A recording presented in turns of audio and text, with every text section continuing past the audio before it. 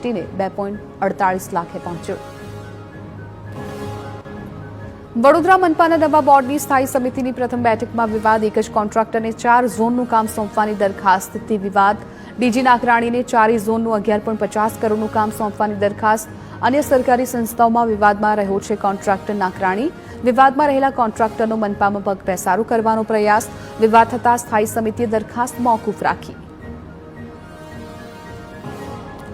ગીર પૂર્વ અને પશ્ચિમમાં 8 સાવજના મોતની ઘટના. સાવજના મોતનો રિપોર્ટ આવ્યા પહેલા ડીસીએફની પોસ્ટથી વિવાદ.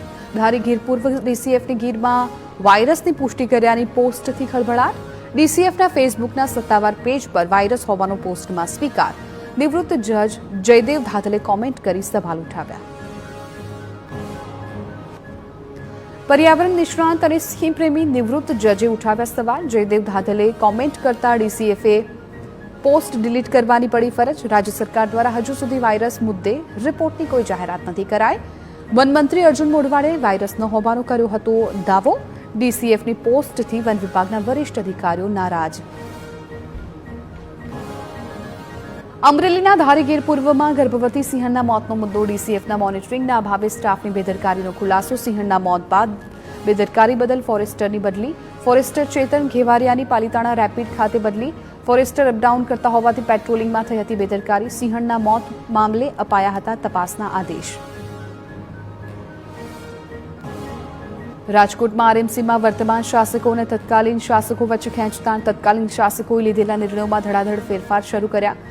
સાઇડલાઇન કરાયેલા હરેશ રૂપારેલિયાને ફરી સેક્રેટરી પદે નિયુક્ત કર્યા. પૂર્વ શાસકોએ સેક્રેટરી પદેથી હરેશ રૂપારેલિયાને હટાવ્યા. રૂપારેલિયાના સ્થાને ધવલ જેસડિયાની કરાઈ હતી નિયુક્ત. નવા શાસકોની પ્રથમ સ્ટેન્ડિંગ બેઠકમાં મોટો નિર્ણય.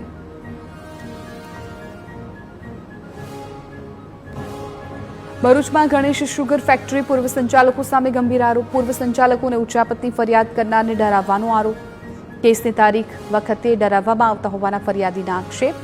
વકીલ સાથે કારમાં જતી વખતે ટેમ્પો દ્વારા ડરાવવાનો પ્રયાસ. ફરિયાદીના ખેતરમાં નુકસાન કર્યું હોવાનો દાવો. ફરિયાદીએ પોલીસમાં અરજી આપી કાર્યવાહીની કરી માંગ. સુરતમાં ગેરકાયદે ઝીંગા તળાવો પર સિંચાઈ વિભાગની તવાઈ. ખાડીપુર માટે જવાબદાર ગેરકાયદે ઝીંગા તળાવોને તોડવાની કામગીરી. ઝીંગા તળાવ તોડવાની કામગીરીનું સિંચાઈ મંત્રી દ્વારા નિરીક્ષણ. આબવા ખજોદ ગભેણીમાં 809 હેક્ટર જમીન પરથી દબાણો હટાવાયા.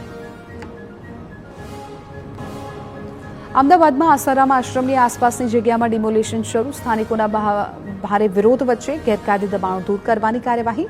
પાલિકાએ માપણી કર્યા બાદ ગેરકાયદે બાંધકામ તોડવાનું કર્યું શરૂ.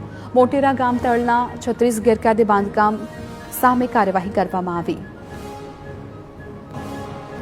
એક પરિવારે પોતાની આપવીતી જણાવતા કહ્યું, દીકરીને કોન્સ્ટેબલની પરીક્ષા આપવાની છે. હાલ મકાન તૂટી ગયું તો પરિવાર મકાનની સામે ઊભો રહીને રડવા લાગ્યો અને કહેવા લાગ્યો કે હવે કેવી રીતે ભણશે અને કેવી રીતે પરીક્ષા આપશે. સુરતમાં નાસીરનગરમાં 100થી વધારે મકાનોના ડિમોલેશનનો વિવાદ. કોની પરવાનગીથી ડિમોલેશન થયું તે જ સ્પષ્ટ નહીં. અજાણ્યા લોકોએ પોલીસની હાજરીમાં મકાનો તોડી પાડ્યા. સુરત પોલીસની કામગીરી પર ઉઠ્યા સવાલ. અસલી પોલીસે નકલી અધિકારીને બંદોબસ્ત કેવી રીતે આપ્યો તે સવાલ. સુરત પાલિકાના અધિકારીઓની ડિમોલેશન અંગે કોઈ જ સ્પષ્ટતા નહીં. પાલિકાના અધિકારીઓ ડિમોલેશન ન કરાવ્યાનું રટણ. પાલિકાએ ડિમોલેશન નથી કર્યું તો નકલી અધિકારી બની આવનારા કોણ? ડિમોલેશનમાં ઘર ગુમાવનારા કરી રહ્યા છે ન્યાયની માંગ. જામનગરમાં જ્વેલર્સની દુકાન બહારથી ચાંદી ભરેલી થેલી ગુમ થઈ, જેમાં આશરે 3.25 કિલોથી વધુ ચાંદી હતી.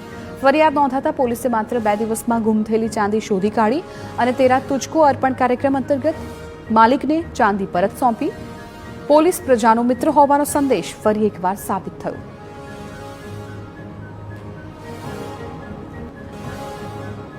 કોકરોચ જનતા પાર્ટી અંગે ભાજપ ધારાસભ્ય હાર્દિક પટેલે આપી પ્રતિક્રિયા. કોકરોચ એ કોઈ પાર્ટી ન હોવાનું જણાવ્યું.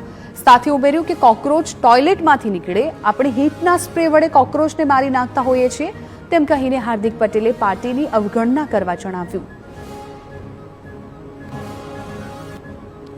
મહીસાગરમાં સરકારી કાર્યક્રમમાં નેતાઓ ભાજપનો ખેસ પહેરી આવ્યા હોવાના આક્ષેપ સાથે કોંગ્રેસનો વિરોધ. કડાણાના ધરોડા ગામે યોજાયો હતો વૃક્ષારોપણ કાર્યક્રમ. પ્રોટોકોલ મુજબ કોંગ્રેસના જિલ્લા પંચાયત સભ્યને પણ ન બોલાવ્યા હોવાની ફરિયાદ. કોંગ્રેસના જિલ્લા પંચાયત સભ્ય પ્રવીણ પટેલે અધિકારીને ખખડાવ્યા. ડાંગ જિલ્લા એલસીબીએ વોન્ટેડ આરોપીને બિહારથી ઝડપી પાડ્યો. 4 રાજ્યોમાં 4700 કિલોમીટરની મુસાફરી કરી આરોપીને દબોચ્યો. એકના ડબલની લાલચ આપી છેતરતી ટોળકીનો મુખ્ય સૂત્રધાર સકંજામાં આવ્યો. આહવા ખાતે ઈવા કંપનીના નામે કરતી હતી ઠગાઈ. 13 મહિનામાં રકમ ડબલ આપવાની લોભામણ લાલચ આપી હતી. ઓડિશા, પશ્ચિમ બંગાળ, ઉત્તર પ્રદેશ, બિહારમાં ફરી એલસીબીએ આરોપીને દબોચ્યો.